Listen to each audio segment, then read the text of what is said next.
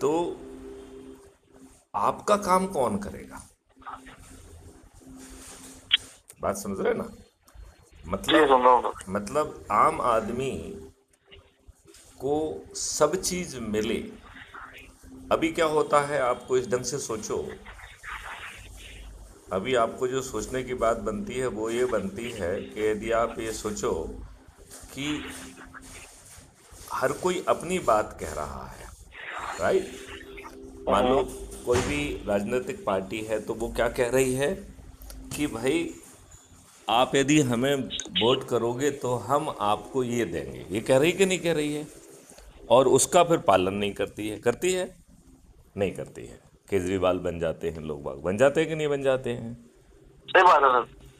यहाँ पर crime free Bharat आपसे ये नहीं कह रहा है कि आप मुझे वोट दो।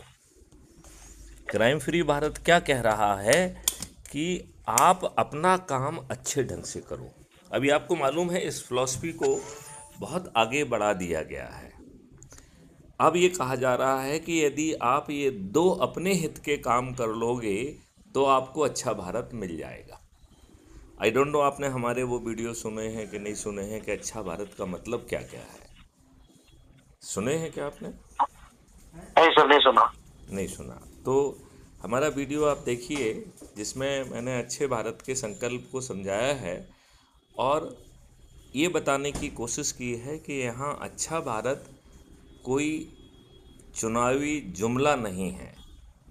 अच्छा भारत एक कॉन्सेप्ट है जिसमें भारत सरकार के खजाने से बिना एक पैसा लिए, बिना कोई फ्री भी दिए, भारत के हर नागरिक को 5 मौलिक अधिकार मिल जाएंगे, जिसमें समृद्धि और खुशहाली भी मौलिक अधिकार होगा।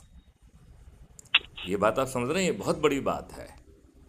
मतलब जी। समृद्धि और खुशहाली मौलिक अधिकार के तहत मिलेगी, लेकिन खुशहाली और समृद्धि तो बहुत 5वें स्टेज पे आ रही है।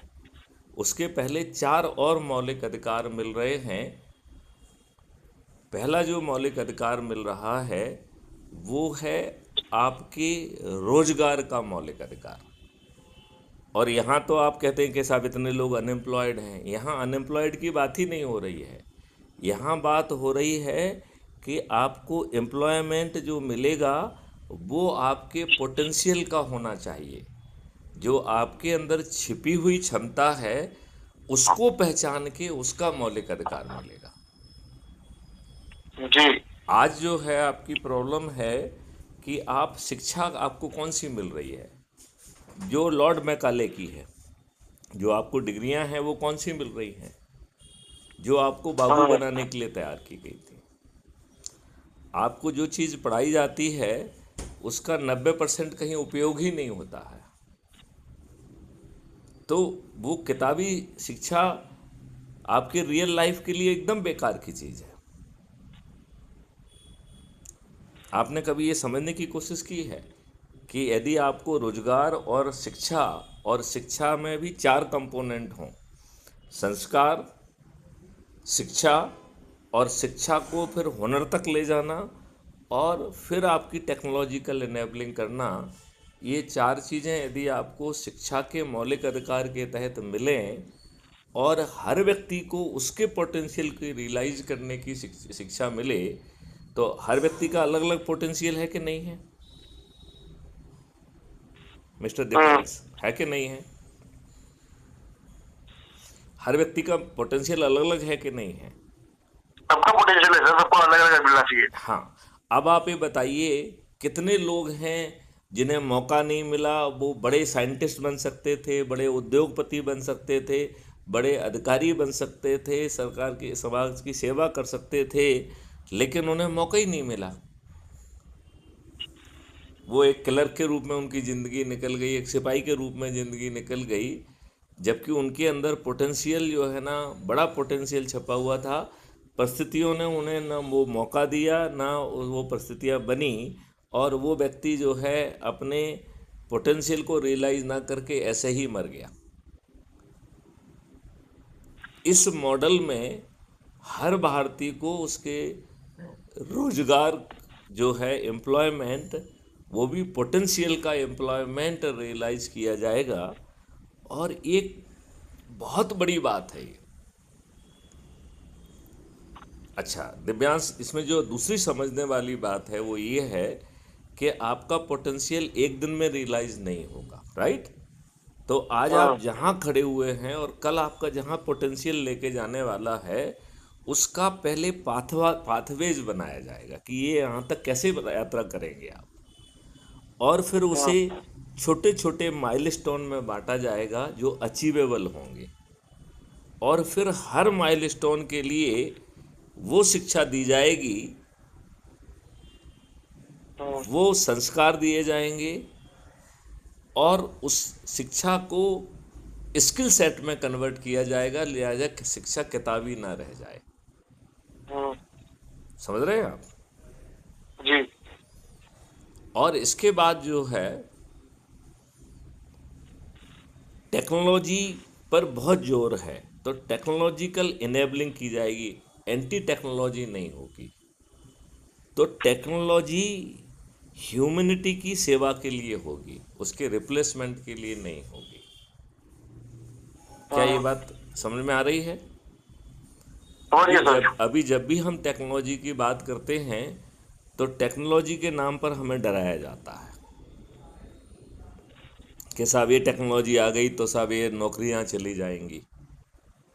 अरे लोग बाग टेक्नोलॉजी के साथ जाएंगे, इक्विपमेंट के साथ जाएंगे, जो काम घंटों में होता है वो 15 मिनट में 20 मिनट में होगा, प्रोफिशेंटली होगा, और बचे हुए समय से हर व्यक्ति वो काम कर पाएगा जो जीविकोपार्जन के बाहर होगा। तो भोजन का भी मौलिक अधिकार होगा, स्वास्थ्य का मौलिक अधिकार होगा, ये सब अधिकार होंगे। दिव्यांश, समझ में आई बात आपको? जी। और सबसे बड़ी बात जो इसमें समझने की है कि रास्ता बड़ा आसान है। रास्ता में ये नहीं कहा जा रहा है कि आप ये करिए, ना तो आपका कार्य बदला जा रहा है, ना सोच, ना चिंतन, ना कोई क्रियाकलाप। अब जो है क्राइम फ्री भारत ने जो नया मॉडल डेवलप किया है, उसके तहत हर व्यक्ति से ये कहा जा रहा है कि भैया तुम्हें क्या चाहिए, राइट? तो वो तुमको प्राप्त होगा, केवल आप अपने हित के 2 काम कर दीजिए। देश के हित की नहीं कह रहे हैं, आपके अपने हित की बात कर रहे हैं, ठीक है ना? क्लियर? बिल्कुल। तो उसमें आपको करना क्या है? आपका जो जीविकोपार्जन या जीवन यापन के जो काम हैं उसे निष्ठापूर्वक करिए, और जब अपना काम पूरा कर दें तो वहाँ जो लोग उपलब्ध हैं उन्हें अच्छे भारत के बारे में बताइए और उनको जोड़िए। समझ रहे हैं आप? जी। तो अच्छे भारत का संकल्प लेना है, इतना ही उसमें है। और दूसरा जो काम करना है कि आज की व्यस्तता में हम फंसे रहते हैं, मिल नहीं पाते हैं, तो क्या हम अपने लोगों को इनवाइट कर सकते हैं, वो भी रोस्टर के आधार पर। तो यदि आपके 54 लोग हैं तो एक व्यक्ति का मौका यदि हर रविवार को भी मिलते हैं रोटेशन के आधार पर, तो 1 साल में 1 मौका मिलेगा। और आप इनवाइट किसको कर रहे हो? अपने व्यक्ति को। तो और कुछ फ़ायदा हो चाहे ना हो, आपका अपने लोगों के बीच में जुड़ाव, अपनत्व, प्यार बढ़ेगा कि नहीं बढ़ेगा? बढ़ेगा, बिल्कुल बढ़ेगा। और क्योंकि सही चीज से जुड़ रहे हैं अपन।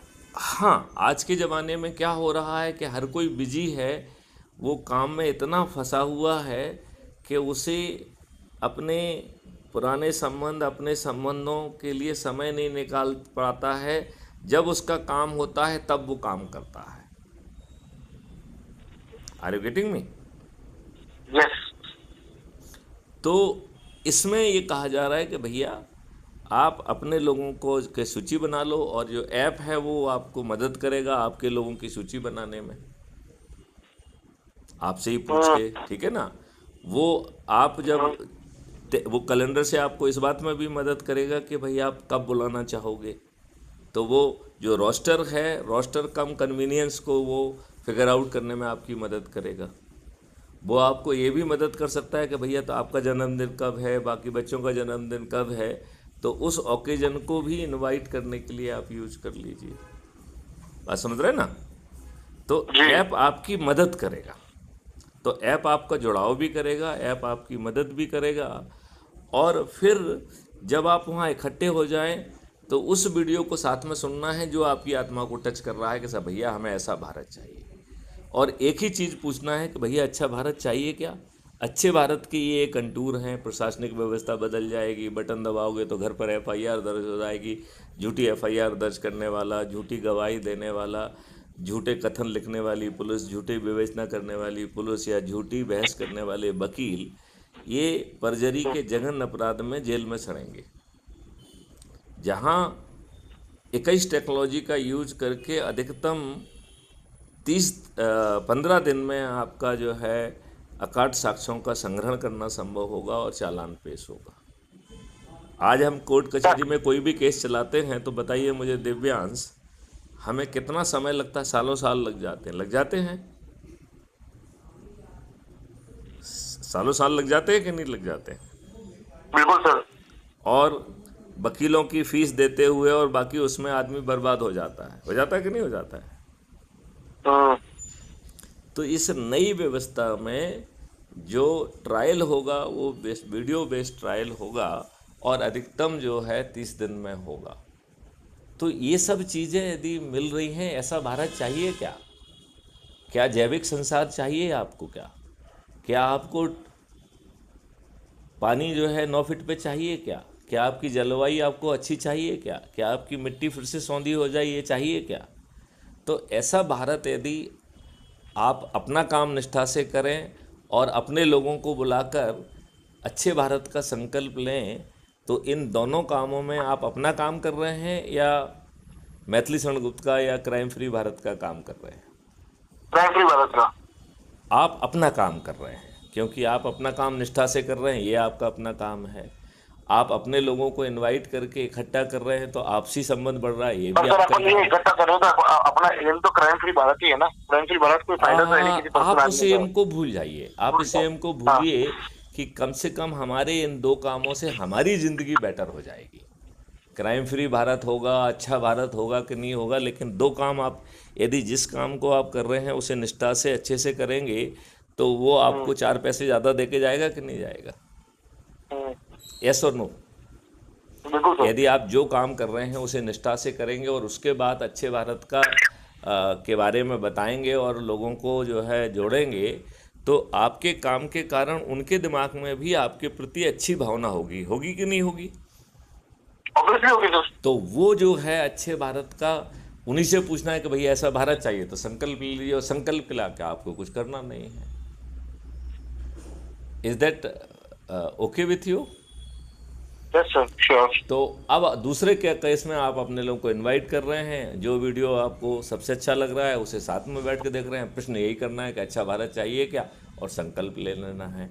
इस संकल्प के इस जुड़ाव से आपको मालूम नहीं है कि आप स्वामी विवेकानंद के एक बहुत बड़े मार्गदर्शी सिद्धांत को क्रियान्वित कर दे रहे हो। आप अपना काम कर रहे हो, लेकिन इससे वो एनर्जी संगठित हो रही है जो स्वामी विवेकानंद जी ने कही है।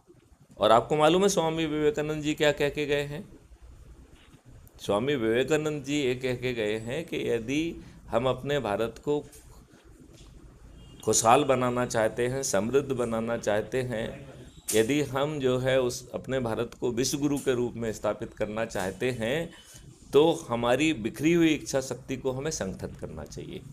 आज हमारे नेताओं ने क्या किया है? इसका बिल्कुल उल्टा किया है कि नहीं किया है? पहले अंग्रेज़ों ने बांटो और राज किया, अब हमारे राजनेताओं ने उसे हमको और ज़्यादा बांट दिया, जातियों में, धर्मों में, इसमें, छोटे छोटे उसमें। और जातियां भी हर दिन बढ़ रही हैं कि नहीं बढ़ रही हैं? बिल्कुल सर। और हिंदू में तो कुछ ज्यादा ही जातियां हैं। हाँ, तो हमको जोड़ने की बजाय, संगठित करने की बजाय नेताओं ने हमें और छोटे छोटे कुनबों में, छोटे छोटे उसमें बांट दिया है। तो आज की जो परिस्थितियां हैं वो स्वामी ने विवेकानंद का जो बिखरी हुई इच्छा शक्ति को संगठित करने की बजाय वो उसे विघटित कर रही हैं कि नहीं कर रही हैं? अब यदि अच्छे भारत के संकल्प से सिर्फ हम अपने लोगों को जोड़ते जाते हैं तो हम जो है चंद दिनों में 100 करोड़ हो जाएंगे। दूसरे जो मॉडल्स हैं जिसमें बताया गया कि कैसे आपको क्या मिलेगा, यदि उसको 1 मिनट के लिए भूल भी जाएं तो इन 2 काम से आपका अपना लाभ बन रहा है कि नहीं बन रहा है? सही बात है। ऐप आपको मदद कर रहा है कि नहीं कर रहा है? बिल्कुल सर। तो उससे ऐसा तो है नहीं कि उस ऐप को बनाने से किसी की आमदनी हो रही है, सबको पर्सनल बेनिफिट ही है। ये आपको संगठित करने का मौका दे रहा है और साथ में जो है 6 मेरिट लिस्ट बना रहा है। तो गांव की मेरिट लिस्ट में नंबर 1 आने वाला सरपंच बनेगा। आज कोई दूसरे को बना रहा है क्या? सब कह रहा है कि नहीं। साहब मेरी दरिया बिछाओ, मेरे पोस्टर लगाओ, और फिर वो अपने समीकरण से, जाति धर्म संप्रदाय के समीकरण के आधार पर टिकट बांटेगा। पैसे जो मिलेंगे तो उस पर टिकट बांटेगा। यहाँ तो सब कुछ आपके हाथ में पहुँच रहा है ना। यदि आप मेहनत करके अपने लोगों को जोड़ने में नंबर 1 आ जाते हैं तो आम के आम गुठलियों के दाम हो गए कि नहीं हो गए? यस और नो? यस। नहीं हुए या नहीं हुए? नहीं, मैं आपसे पूछ रहा हूं कि आम के आम गुठलियों के दाम हुए या नहीं हुए? हो गए सर। यदि आप मेरिट लिस्ट में आ जाते हैं, गांव की मेरिट लिस्ट में आ गए तो सरपंच बन गए, मोहल्ले की मेरिट लिस्ट में आ गए तो पार्षद बन गए, यदि शहर की मेरिट लिस्ट में आ गए तो मेयर बन गए, यदि आप जिले की मेरिट लिस्ट में आ गए तो जिला पंचायत अध्यक्ष बन गए, यदि आप राज्य की मेरिट लिस्ट में आ गए नंबर 1 तो मुख्यमंत्री बन गए, दूसरे और तीसरे पे आ गए तो उप मुख्यमंत्री बन गए, यदि 15 से 45 में आ गए तो राज्य सरकार के मंत्री बन गए, और यदि 70 से 402 के बीच में आ गए तो विधायक बन गए। और देश में यदि ऐसा कर पाते हैं तो देश में नंबर 1 बनने वाला व्यक्ति प्रधानमंत्री बन जाएगा, 2 और 3 वाला उप प्रधानमंत्री, 82 तक आने वाला केंद्रीय मंत्री, और 543 में आने वाला सांसद बनेगा। आज बताइए, आपके हाथ में कुछ है क्या? क्या आपको कोई देश का प्रधानमंत्री बनाएगा? क्यों?